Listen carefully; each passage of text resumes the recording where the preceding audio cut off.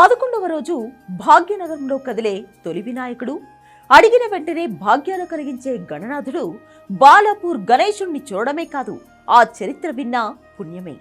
1994లో 450 రూపాయలతో ప్రారంభమైన బాలాపూర్ గణేశుడి లడ్డూ వేలంపాట తెలుగు రాష్ట్రాల్లో ఎక్కడా లేని విధంగా వందలు, వేలు, లక్షల్లోకి చేరిపోయింది.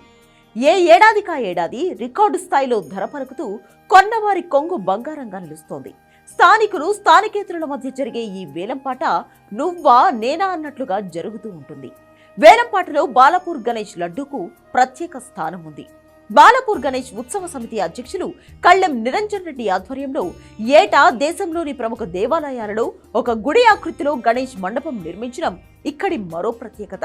గతేడాది అయోధ్యరామ మందిరం ఆలయ నమూనాలో మండపాన్ని నిర్మించారు. ఇప్పుడు స్వర్ణగిరి దేవాలయం ఆకృతిలో డిజైన్ చేశారు. బాలాపూర్ గణేష్ విగ్రహం కూడా ఎప్పుడూ ఒకే విధంగా కాకుండా 7 కొత్త తరహాలో గణేష్ విగ్రహాన్ని ఏర్పాటు చేయడం ఇక్కడి ప్రత్యేకత. లైటింగ్ డెకరేషన్ తో నిజంగా స్వర్ణగిరి దేవాలయానికి వెళ్లిన ఫీల్ వచ్చేలా డిజైన్ చేశారు. 1994లో మొదటిసారి బాలాపూర్ గణేశుణ్ణి ప్రతిష్ఠించారు. అప్పటి నుంచి 2023 వరకు లడ్డూ వేలంపాటలో దాదాపు 2 కోట్ల వరకు వచ్చాయి. ఏటా లడ్డూ ధర పెరుగుతూనే ఉంది. బాలాపూర్ లడ్డూ చరిత్రలో ఇదే ప్రాంతానికి చెందిన కొలన్ కుటుంబ సభ్యులు 1994 నుంచి మొదలుకుని 2019 వరకు చాలాసార్లు ఈ కుటుంబానికి చెందిన వ్యక్తులే వేలంలో పాల్గొని ఈ లడ్డూను దక్కించుకున్నారు. బాలాపూర్ లడ్డూ దక్కించుకునేందుకు తెలుగు రాష్ట్రాల్లో చాలా మంది పోటీ పడుతుంటారు.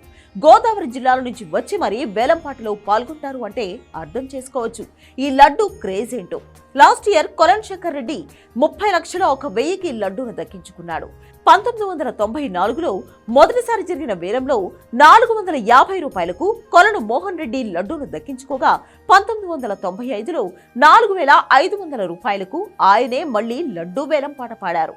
1996లో 18,000కు, 1997లో 28,000కు కొలన్ కృష్ణారెడ్డి లడ్డూ దక్కించుకున్నారు. 1998లో 51,000కు కొలన్ మోహన్ రెడ్డి, 1999లో 65,000కు కళ్ళెం ప్రతాప్ రెడ్డి, 2000లో 66,000కు కళ్ళం అంజిరెడ్డి, 2001లో 85,000కు రఘునందన్ చారి, 2002లో 1,05,000కు కందాడ మాధవరెడ్డి, 2003లో 1,55,000కు చిగురంత తిరుపతి రెడ్డి, 2004లో 2 లక్షలకు కొలన్ మోహన్ రెడ్డి, 2005లో 2,08,000కు ఇబ్రహీం శేఖర్, 2006లో 3 లక్షలకు చిగురంత తిరుపతి రెడ్డి, 2007లో 4,15,000కు రఘునందనచారి, 2008లో 5,07,000కు కొలన్ మోహన్ రెడ్డి, 2009లో 5,10,000కు సరిత, 2010లో 5,35,000కు కొలన్ శ్రీధర్ బాబు, 2011లో 5,45,000కు కొలన్ బ్రదర్స్, 2012లో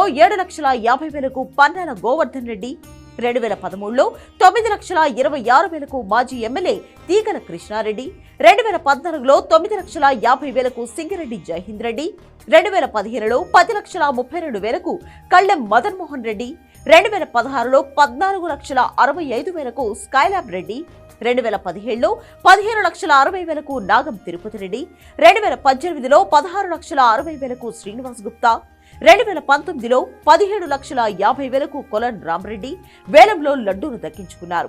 2020లో కరోనా కారణంగా వేలం నిర్వహించలేదు.